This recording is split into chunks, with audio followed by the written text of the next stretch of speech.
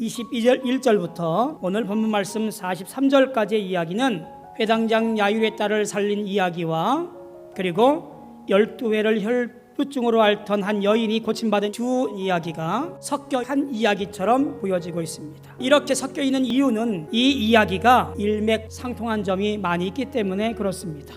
혈루증 앓던 여인의 극적인 치유 사건 전반과 후반에 회당장 야이로의 딸 소녀의 사건이 기록되어져 있습니다.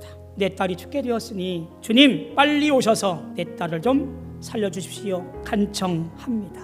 딸을 고치러 가는 도중에 혈루증 앓던 여인 때문에 시간이 지체되었고 그의 딸이 죽었으니 더 이상 예수님을 괴롭게 하지 말라고 당부합니다. 그리고 그 사건이 끝나는 것 같습니다.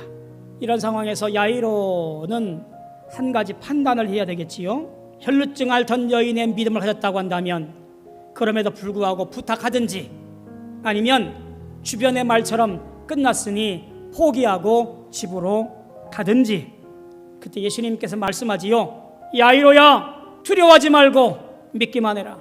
33절에 나와 있는 두려워하다라는 말과 그리고 36절에 나와 있는 두려워하다라는 이 말은 원어에서 파생된 단어의 의미는 조금은 달라요. 주님이 나의 구원자인 것을 고백하는 신적인 두려움, 내 존재 자체에 대한 두려움을 말하는 것이 뭐냐면 앞에 두려워 떨며 와서 그 앞에 엎드려 라는 여인의 상태예요.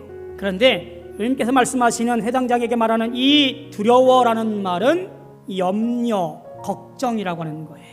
마가가 우리에게 말하고 있는 것은 주님께서 계시든 계시지 아니하든 내 모든 믿음의 일들을 다 내어놓고 맡겨놓아 주님께서 해결해 줄 것을 믿는 믿음으로만 우리가 나아가면, 믿기만 하면 역사하신다라고 하는 확고부동한 믿음을 요구하고 있다라는 이야기예요. 믿으십니까? 사람들이 이렇게 말합니다. 이제 예수님을 너무 힘들게 하지 맙시다. 뜯어 말리고 있는 상황에서 주님께서 이렇게 말씀하지요. 36절 전반에 보면 곁에서 들으시고, 이 말의 원어를 보면 적극적으로 거부하다, 불순종하다라고 하는 거예요.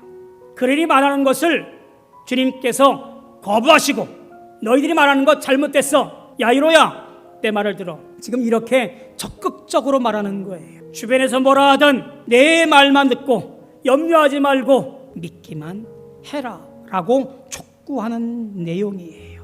이로써 예수님은 여인의 믿음이 단 한 사람만의 믿음이 아니라 모든 사람들의 믿음이 되어지기를 열망하고 있는 거예요. 21세기 오늘을 살고 있는 우리에게도 그 옛날 저 예수님 시대의 이야기가 아니라 오늘 우리가 간직해야 할 믿음, 우리가 살아가야 할 믿음, 그 믿음이 바로 여기에 있음을 우리에게 소개하고 있는 거예요. 집에 당도했을 때 이 믿음에 대한 도전이 더욱더 심각하게 현실적으로 이 가정에 당도해 있는 것을 보게 되어집니다. 죽음의 그림자가 한뜩 드리워진 이 집안에는 헌화와 애곡하는 것과 사람들의 아우성내는 소리들이 더 커지고 있었습니다.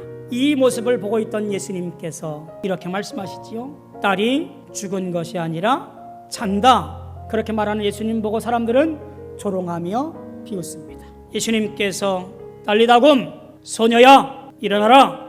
이 선포에 소녀는 일어났고 걸었습니다. 사람들은 다 끝났어 라고 말하지만 예수님은 아니야 달리다굼 일어나라 말씀하시는 이 말씀 앞에 믿음은 어느 쪽인가라는 분명한 선택의 기로에 서서 선택하라고 우리에게 강조하는 거예요. 믿음의 양식은, 우리를 살찌우는 양식은 오직 주의 말씀을 믿고 오늘도 그 믿음으로 살아가는 것, 그것이 바로 우리가 살아가야 할 가장 중요한 잣대이며 기준이라는 이야기예요. 우리 삶이 지독하게도 어찌할 수 없는 일이 있다 할지라도 주님 말씀을 의지하며 선포하며 살아가기를 원합니다.